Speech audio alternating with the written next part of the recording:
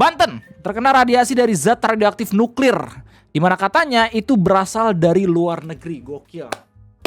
2025 beritanya tentang negara kita tercinta, di mana ada salah satu daerah yang kena zat radioaktif nuklir.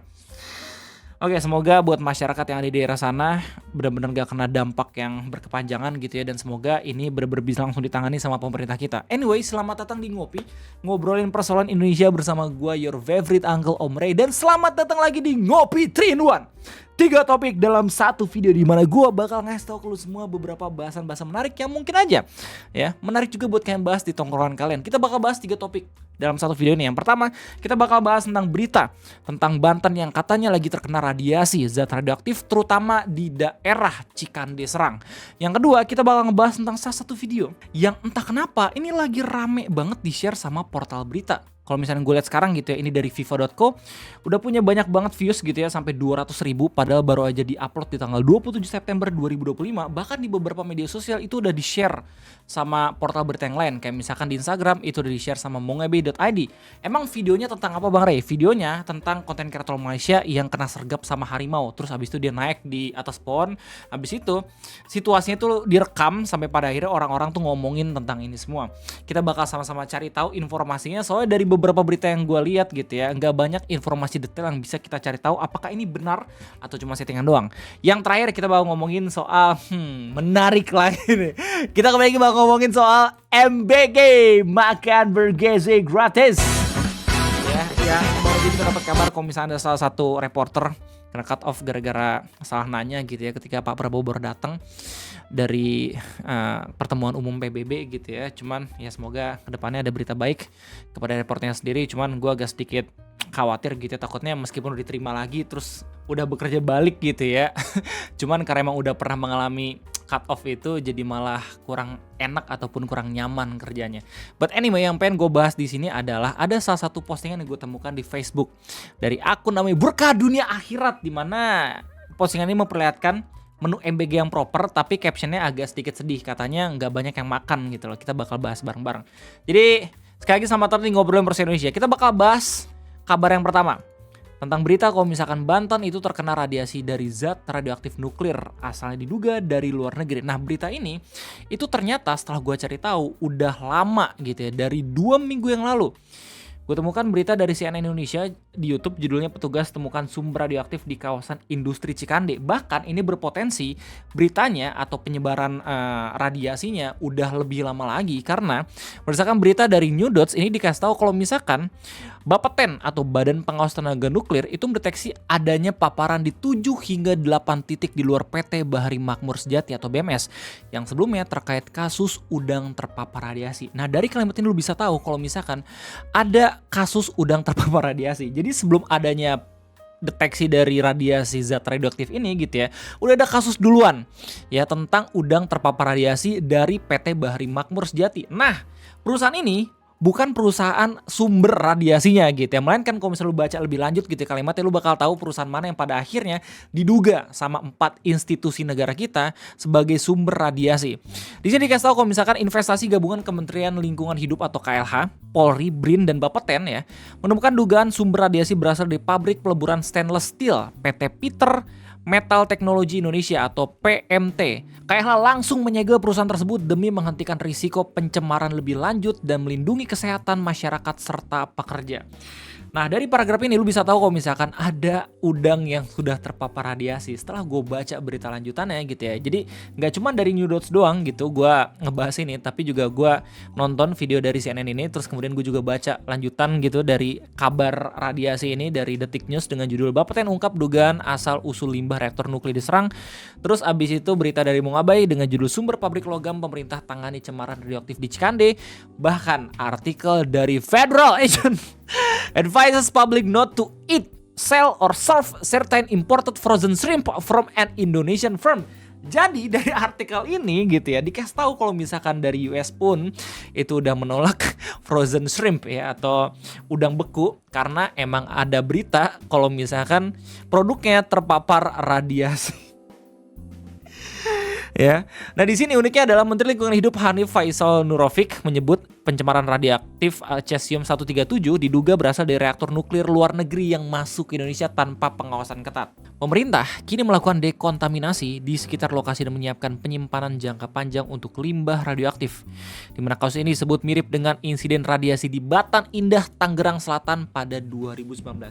Kalimat ini agak sedikit miris dan sedih di saat yang bersamaan gitu ya. Kenapa? Karena ternyata kejadian ini udah pernah terjadi beberapa tahun yang lalu, tapi terjadi lagi.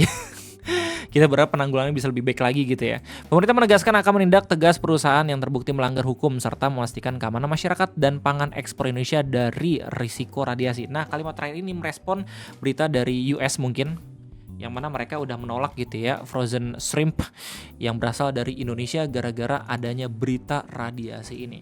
Nah, sementara dari Detik News gitu ya, ada klarifikasi dari Badan Pengawas Tenaga Nuklir yang menanggapi pernyataan dari Menteri Lingkungan Hidup Pak Hanif Faisal Nurofik yang bilang kalau misalkan ini berasal dari luar negeri karena Indonesia nggak punya reaktor nuklir. Nah, diklarifikasiin lah sama perwakilan dari Badan Pengawas Tenaga Nuklir yang bilang kalau misalkan apa yang disampaikan Pak Menteri bahwa di Indonesia tidak terdapat reaktor nuklir, hal tersebut dalam konteks reaktor nuklir untuk pembangkit energi atau PLTN. Namun demikian, Indonesia sudah memiliki 3 reaktor nuklir yang kesemuanya digunakan untuk tujuan penelitian. Jadi dikasih informasi tambahan kalau misalnya maksud dari Menteri yang bilang kalau misalnya Indonesia nggak punya reaktor nuklir itu agak sedikit keliru, karena Indonesia secara pengawasan gitu ya udah punya 3 reaktor nuklir dan itu tujuannya untuk penelitian, bukan untuk pembangkit listrik tenaga nuklir gitu ya. Mungkin lebih advance atau nggak tahu gitu ya. Ada di antara rekan semua yang bisa ngasih tahu ke gue, silahkan tulis di kolom komentar. Abdul mengatakan zat radioaktif cesium-137 itu merupakan hasil reaktor nuklir, di mana menurut Abdul di Indonesia kebijakan pengelolaan limbah radioaktif juga telah diatur dengan harus dilembahkan ke fasilitas pengolahan limbah di BRIN. Permasalahannya adalah kenapa ini bisa jadi bocor gitu ya, karena pengolahan limbahnya itu tiba-tiba dibuang sembarangan gitu ya, berdasarkan dugaan dari mereka ya, dugaan dari orang-orang yang sedang mencari tahu apa penyebab dari ini semua terjadi. Adalah benar bahwa dalam pengoperasian reaktor nuklir atau secara umum reaksi fisi, uranium yang mengalami pembelahan akan memunculkan nuklida baru. Salah satunya Ca-137 yang biasa disebut sebagai produk fisi atau fission product. Nah, yang paling penting ini kalimat yang ini. Soal apakah dari dalam atau luar negeri, Abdul menerangkan keduanya memiliki kemungkinan lantaran ada pihak membuang limbah sembarangan. Ini limbah nuklir radioaktif tapi dibuang sembarangan. Gimana itu otak bisa berjalan ya? Lu kalau misalnya nggak tahu gitu seberapa bahayanya zat radioaktif itu kalau misalkan kena langsung terhirup, langsung terkontaminasi gitu ya masyarakat di daerah sana, nggak langsung cuma sekedar mual doang, itu gen lu ya langsung bermutasi gitu loh, mungkin lu bisa kena kanker dan segala macam, sebegitu berbahayanya zat radioaktif setahu gua. Kalau misalnya emang pengen lebih tahu lanjut gitu ya, silakan langsung cek artikel Halodoc atau langsung nanya ke GPT. Namun dia menyerahkan kepastiannya pada hasil penyelidikan aparat hukum, jadi masih coba untuk ditelusuri ini sebenarnya siapa yang salah gitu. Cuma yang jelas udah dikasih tahu kalau misalkan ini sumber utamanya itu berasal dari area PT Peter Metal Teknologi Indonesia yang sedang meleburkan stainless steel kayak gitu coy. Kita sama-sama harus berdoa gitu ya buat warga Cikande, Serang, Banten agar masalahnya bisa cepat selesai, terus habis itu bisa lagi kembali kondusif melaksanakan aktivitas sehari-hari gitu. Soalnya kita ngomongin soal zat radioaktif, setelah gue baca beritanya nggak ada kabar terkait korban jiwa sih ya, cuman yang namanya radiasi gitu, apalagi nih ngomongin soal nuklir gitu, takutnya kalau misalnya kita tidak waspada ini efeknya bisa jangka panjang, bisa bertahun-tahun baru ngerasa gitu loh. Oke, kita bakal langsung bahas ke dalam kabar yang kedua tentang video dari Malaysia yang entah kenapa itu lagi rame banget di reshare sama beberapa portal berita di media sosial. Kayak misalnya dari fifa.co.id ini baru aja di-share ya kemarin, tapi udah punya 200.000 orang yang nonton. Di Instagram pun itu udah di-reshare sama mongabai.id. Yang bikin gue kesel dari video ini adalah sumbernya nggak jelas dari mana gitu loh. Cuma dikasih tau kalau misalnya ini konten kreator dari Malaysia lagi kesergap sama harimau gitu ya, terus abis itu panik was-was, udah gitu doang sebenarnya. Nggak tahu ini sumbernya tuh dari mana, apakah ini beneran legit gitu ya, atau ini cuma settingan doang gitu loh. Soalnya kalau misalnya gue lihat dari kolom komentar itu responnya beragam banget. Ada yang bilang kalau misalkan takutnya ada yang bilang kalau misalkan kayak ini cuma settingan doang, soalnya udah proper banget, bahkan udah ada gear buat manjatnya gitu ya. Apakah ini beneran legit gitu ya? langsung terjadi sama konten kreator itu, apa emang udah disetting atau bahkan harimau itu cuman boneka doang gitu. Nah, nggak usah khawatir karena di video kopi ini gue langsung cari seluk-beluknya dan menemukan sumber aslinya ada di mana. Gue bakal tahu siapa konten kreator Malaysia yang ngebuat video ini. Ini dibuat sama konten kreator namanya Fat MK. Dia juga aktif di TikTok, bahkan dia juga lagi aktif di Facebook. Di mana video yang lagi banyak banget di-share sama portal berita di Indonesia itu merupakan video terbarunya dia dari Facebook tanggal 24 September 2025. Jadi dia punya keterangan kalau misalkan dia tuh nggak yang manjat ketika ada harimaunya gitu, pengen nyergap, tapi dia udah ada di atas duluan. Terus pas waktu pengen turun, dia ngeliat kalau misalkan ada harimau yang emang pengen nyergap gitu. Makanya dia tetap aja berada di atas biar seenggaknya harimau itu pergi duluan, terus habis itu baru dia turun. Nah, itu keterangan langsung dari yang buat videonya. Mau itu percaya atau kagak, nah itu tergantung lu sendiri. Kalau misalnya lihat dari kolom komentar, masih banyak banget orang-orang yang skeptis terkait video yang emang dia upload gitu ya, meskipun udah di like sampai 309.000 orang gitu. Gila, ini udah banyak banget. Mungkin ini yang menjadi alasan wajar kenapa pada akhirnya portal-portal media di Indonesia itu nge-reshare. Cuma yang gue keselnya ada ketika di reshare sama portal media itu sumbernya nggak ada gitu ya. Bahkan salah satu portal media bilang ini sumbernya dari Medan Daily gitu. Ngomongin kreator Malaysia tapi sebenarnya dari Medan, itu lucu banget sumpah dah. Nah, orang-orang bilang kayak oh harimau tuh sebenarnya dia ngejauhin trek ataupun jalanan yang bising gitu, nggak mungkin dia langsung pengen rekam gitu. Lagi pula hutan itu berisik, jadi kalau misalnya hutan berisik itu indikasi kalau misalkan sebenarnya harimau tuh jarang pergi ke sana gitu, dan masih banyak lagi.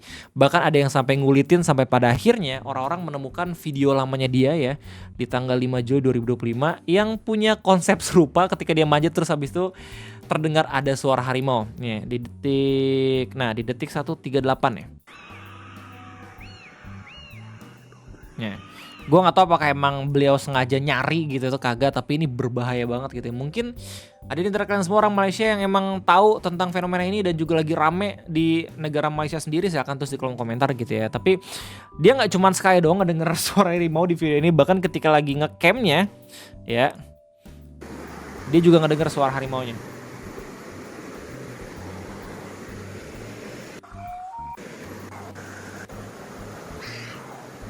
Nah itu. Oke, jadi ya lu bisa lihat sendiri ya video aslinya kayak gimana. Di video ngopi ini gue cuma pengen nge-provide sumber asli ada di mana, dan silakan lu nilai sendiri apakah ini real atau fake gitu ya. Kita bakal masuk ke dalam pembahasan yang terakhir tentang postingan dari sepertinya kreator FB gitu ya. Berkah dunia akhirat tentang makan bergizi gratis.